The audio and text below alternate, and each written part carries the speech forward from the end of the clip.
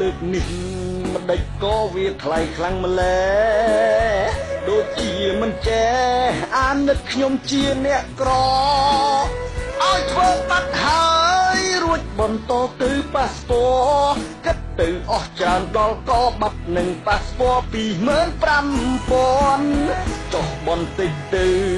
កុំសូវយកហួសហេតុពេកម្នាក់លឺហើយគេស្រែករកលុយធ្វើមិនតាន់ទេប្រាក់ខែបានតិចធ្វើមិននឹងមានឲ្យគេមានតែខ្ចីលុយថៅកែឲ្យកាត់ប្រាក់ខែធ្វើការជុំនោះពីពេលនេះទៅ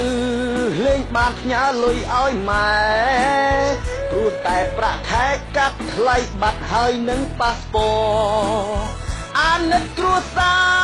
នៅស្រុកពាក់គេប៉ុនកូនចឹងហើយទើបខ្ញុំត្រដកខំច្រៀងអង្វរឲ្យបងបានយល់ធ្វើការស្រុកគេត្រូវមានបាត់នឹងប៉ាសពតគិតទៅគិតមកចិញ្ចឹមតែពួកវានឹង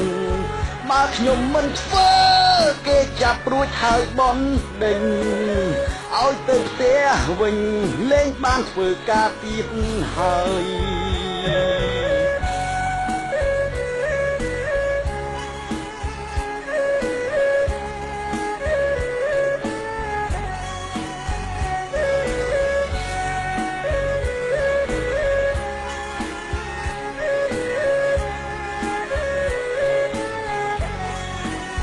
ពួកខ្ញុំនេះដឹង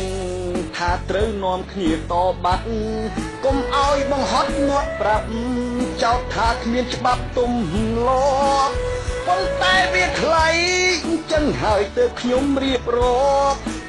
25,000 មិននោះបើបងមិនចោះក៏ត្រូវតែធ្វើពីពេលនេះទៅលេងបានផ្ញើលុយឲ្យម៉ែព្រោះតែប្រាក់ខែកាត់ថ្លៃបាត់ហើយនឹងប៉ាសពតអាណិតគ្រួសារនៅស្រុកពាក់គេប៉ុនកូនចឹងហើយទើបខ្ញុំត្រដកខំច្រៀងអង្វរឲ្យបងបានយល់ធ្វើការស្រុកគេត្រូវមានបាត់នឹងប៉ាសពតគិតទៅគិតមកចិញ្ចឹមតែពួកវានឹងបើខ្ញុំមិនធ្វើគេចាប់រួចហើយបនដេញឲ្យទៅផ្ទះវិញលេងបានធ្វើការទៀតហើយ